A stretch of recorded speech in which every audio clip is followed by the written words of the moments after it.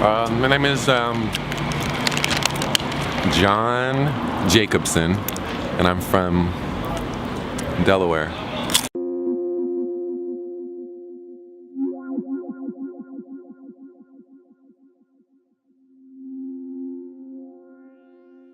So you just put a record out, man. How's it feel? It feels good. Yeah. It feels good to get something done, but I always want to do a new thing, you know? So I'm working on a new thing, have some songs put together, and I'm trying to figure out like kind of a title and stuff like that. But yeah, Disco Christ is out, and it helped me kind of move towards a new direction and open up some doorways. And so I feel like the next music that will come will kind of go through those doors and even keep pushing. So you still feel like a decent drive to make the new shit? Yeah, absolutely. It's like the most intense drive, and it almost feels like to make the life that I'm living make sense and to be understood, because through the music and art and stuff is really potent and helpful to communicate feelings and stuff that's hard to communicate in social life or in other things like that. So the drive is always just extremely intense, and sometimes so intense that it can sabotage itself because you think too much about it or this and that kind of stuff. So like some of the like press for your record, I felt like a lot of them were talking about like genre bending. Yeah, that's kind of like with that record. Was that intentional, or that's just kind of how you make music naturally, or are you trying to specifically be like, yo, hip hop can also be this? Well, yeah, I guess I love making music of all types, and so it was basically just like I had a bunch of songs and I wanted to put it out, and then I was like, how is this, people are gonna, it's, you know, so I was like, oh, it's, you know, it's genre bending or whatever, but really, you know, I don't know. It's music is music, and I think everybody has like many influences of different genres, and but not that many musicians always put those influences into their music, and they pick one.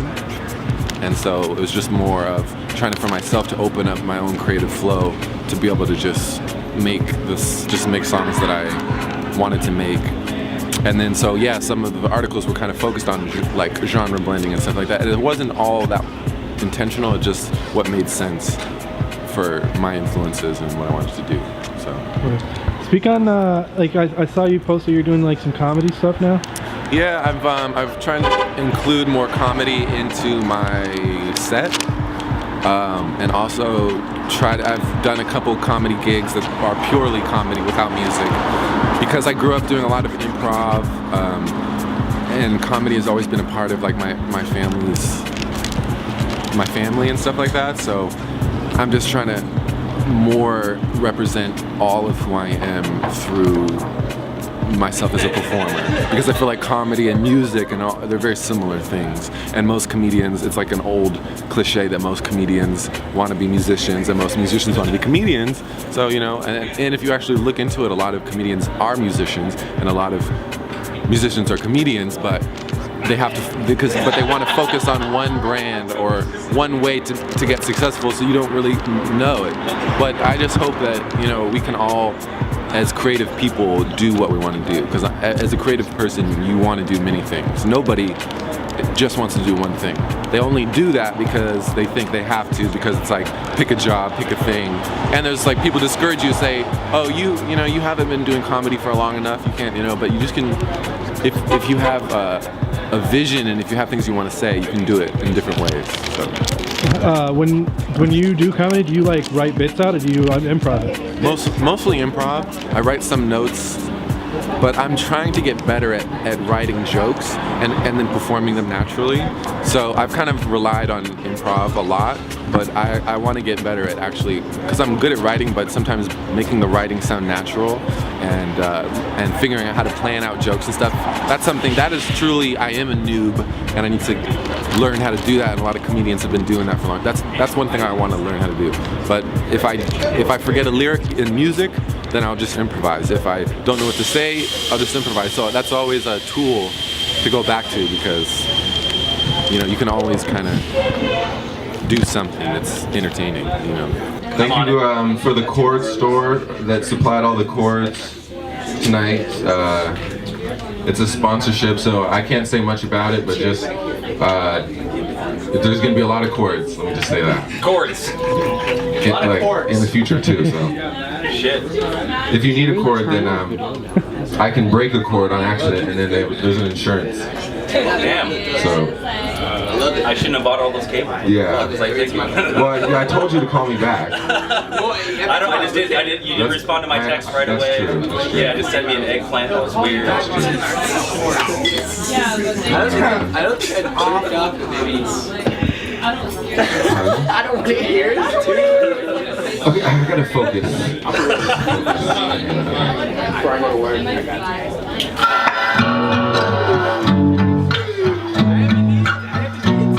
Where's my junkie poo? No, I can't rely on those crutches. Soaring in the sky. Soaring in the sky.